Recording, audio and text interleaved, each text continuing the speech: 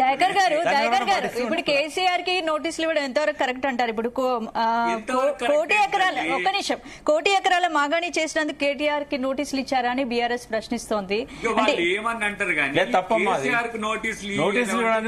అంటే ఇప్పుడు కేసీఆర్ కి నోటీసులు ఇవ్వడం కాంగ్రెస్ గానీ ఇది సీఎం రేవంత్ రెడ్డి కుట్ర, కాంగ్రెస్ ప్రభుత్వం కుట్ర అని బీఆర్ఎస్ వాదిస్తోంది. ఆ వాదించుడు వాళ్ళది. నేను అందుకనే చేసిన తప్పును సమర్థించుకోవడానికి బీఆర్ఎస్ చేసే ప్రయత్నాలను మనం ఏమనలేం. ఫ్రస్ట్రేషన్ ఒక మాట 32 లక్షల ఎకరాలని మా ప్రకాష్ అన్ని అంటున్నారు, 1 కోటి ఎకరాలు అంటున్నారు. ఇప్పుడు పంచాయతీ చూడు ఎట్లా వచ్చిందో. అంటే కాళేశ్వరంతోనే మొత్తం తెలంగాణ అంతా ఇరిగేట్ అయింది. అంటే ఒక్క సుక్క నీళ్ళు రాకుంటే అలా పంట అంతా పండించినాం తెలంగాణలో. అది ఎంత కాంట్రడిక్షన్ స్టేట్మెంట్ చూడండి. కాబట్టి తప్పు చేస్తాము దబాయిస్తాం అంటే నడవదు. తప్పు చేసిన వాళ్ళు శిక్షార్హులే. తప్పు చేయకపోతే పూలదండలు లేద్దాం కేసీఆర్ గారిని పిలిచి మేమే వచ్చి అయ్యా మీరు ఇంత చేసినప్పుడు కూడా మీ మీద అవమానాలు వచ్చినాయని చెప్పి నేనే వస్తలేదు, ఏం నష్టమేం లేదు. కానీ తప్పు చేస్తే మాత్రం అరదండాలు తప్పవు కదా ఎవరికైనా. అది ఎవరు చేసినా అరదండాల దాకా పోతుందా? అరే తప్పు చేస్తే వద్దని వదిలేయం కదా.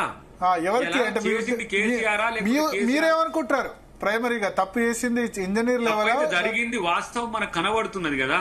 కనబడుతున్న దాన్ని ఎట్లా తప్పు జరగలేదని చెప్తాం? మీరు చెప్పండి ఒక మీడియా పర్సనాలిటీగా.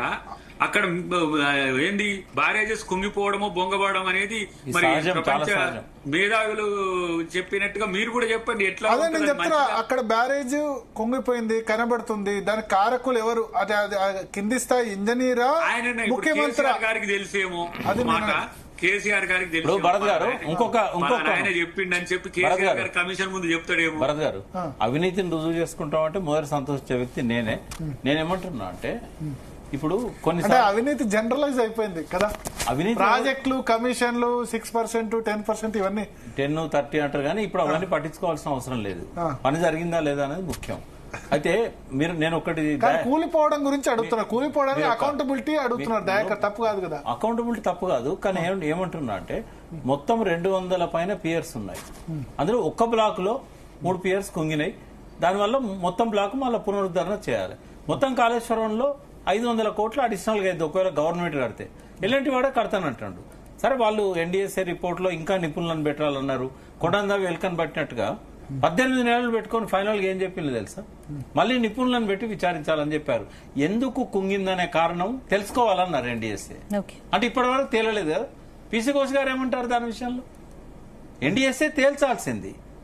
కాబట్టి అప్పటిదాకా దీన్ని ఎక్స్టెండ్ చేద్దామా? ఇప్పుడు కేసీఆర్ తో పాటు మాజీ మంత్రి హరీష్ రావు గానీ ఎంపీ ఈటెల రాజేందర్ గారు కానీ నోటీసులు ఇచ్చారు కదా. ఫైనాన్షియల్ ఉన్నాయి కదా మా ఇంప్లికేషన్స్. వాళ్ళు ఎందుకు రిలీజ్ చేశారు, ఎంతవరకు చేశారు, వాళ్ళకు కమిట్మెంట్ అయిపోయినాక ఇచ్చారా, అయిపోక ముందు ఇచ్చారా, ఈ విషయాలన్నీ అడగాలి. ఇంట్రెస్టింగ్ ఏంటంటే బీజేపీ ఎంపీగా ఉన్నారు ఈటెల రాజేందర్. మరి ఏంటి ఆయన కమిషన్ ముందు ఏం చెప్పే అవకాశం ఉంది? ఆయన ఏం చెప్తారు? ఫైనాన్స్ మినిస్టర్ ఉన్నప్పుడు ఎందుకు సంతకం పెట్టిండో చెప్పాలి. ఆయన అడిగే ప్రశ్నలు ఏంటంటే లయబిలిటీ నుంచి ఎట్లా డిశ్చార్జ్ చేశారు. బట్ ఆయనకేందంటే ఆయన ఫైనాన్షియల్ మినిస్టర్ ఉన్నప్పుడు లయబిలిటీ నుంచి డిశ్చార్జ్ చేయలే. హరీష్ రావు గారు ఉన్నప్పుడు అది జరిగింది 19లో. కాబట్టి లయబిలిటీ నుంచి ఏ మేరకు డిశ్చార్జ్ చేశారు. నేను ఈఎన్సీ గారిని అడిగితే ఏమన్నాడంటే వాళ్ళు ఎంతవరకు పని కంప్లీట్ చేశారో అంతవరకే ఇచ్చాను తప్ప మొత్తం బ్యారేజ్ నుంచి వాళ్ళ లయబిలిటీని మేము తీసేయలేదన్నాడు.